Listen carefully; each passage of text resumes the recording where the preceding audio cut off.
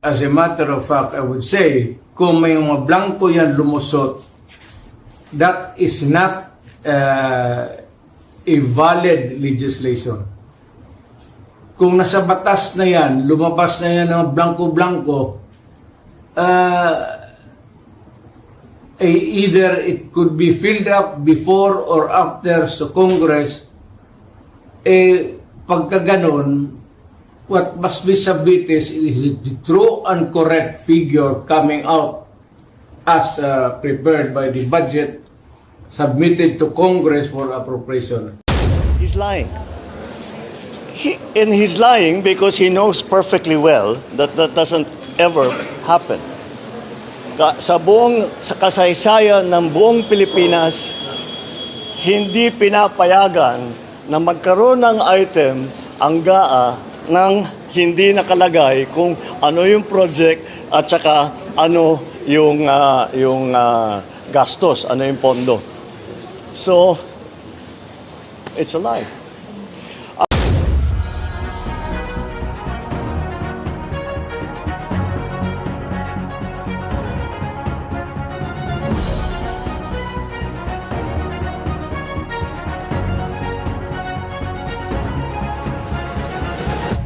It falls short sa exacting standard ng ating batas na lalo na money appropriations must appear the true and correct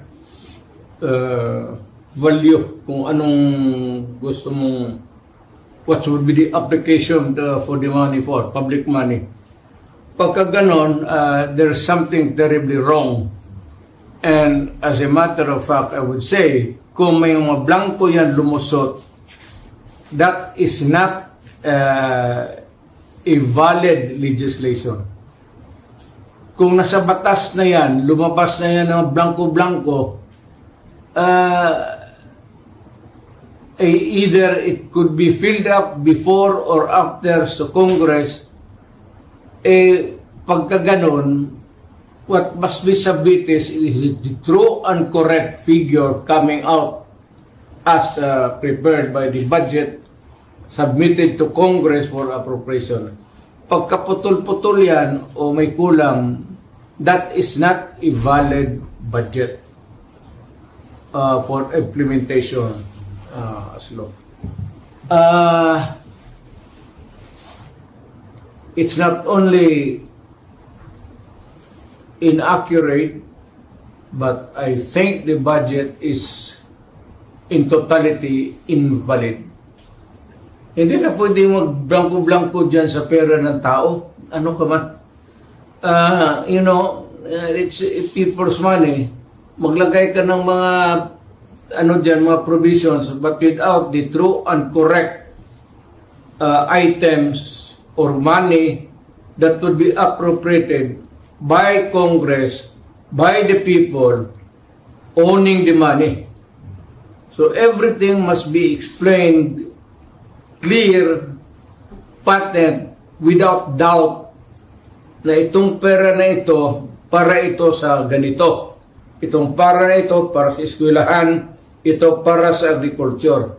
But you do not leave any item there vacant. Itong pera na ito blanco to be filled up later on. That is not allowed by law. And that budget is already,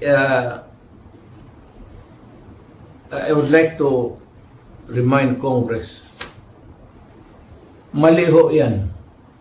It's invalid. Please correct it. Or recall the budget and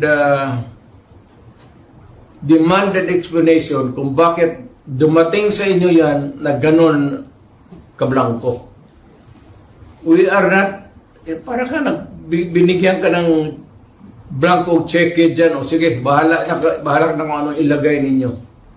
In the same manner, yung mga blanco-blanco dyan, whatever or whoever corresponds to that particular item is free to just fill up the amount. That is not by all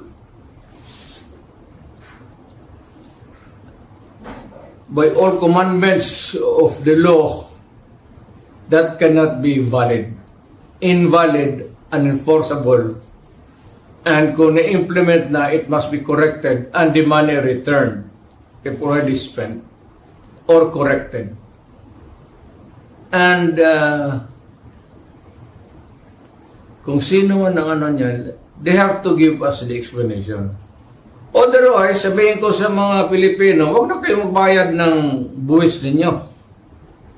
Ganun lang naman, pinagsasaya nito mga kumang na to, puro check na blanco, then they try to pass it as a law, and they are free to choose now the amount which they want to place. Hindi natin alam kung ano ang reserba nila, kung anong gusto nilang ilagay, sobra doon sa pera natin. It could be that the money is in the hands of the government now, or future appropriations, or reserva ba ito? If it is does not clear anything, then that is invalid and not correct. Kunin lang po namin yung reactions niyo regarding reactions niyo, sir, regarding sa allegation po ni former President Duterte regarding sa blank item. He's lying. He's a president. He knows that you cannot pass a GAA without with a blank. He's lying. He's lying because he knows perfectly well that that doesn't ever happen. Sa kasaysayan ng buong Pilipinas, hindi pinapayagan na magkaroon ng item ang GAA nang hindi nakalagay kung ano yung project at saka ano yung gastos, ano yung pondo. So, it's a lie. I was watching the news earlier today and people were saying, it's 4,000 pages. Paano namin ibubusisiin yan? Ang ganito, para titignan namin isa-isa. Hindi na lang. Meron namang kopya that's available on the website of DBM. Tignan ninyo, huwag na ninyo busisihin isa-isa. Hanapin nyo yung sinasabi nila na blank check. Tignan ninyo kung meron kahit isa para mapatunayan na tama ang sinasabi ko, kasinungalingan yan. That's my reaction.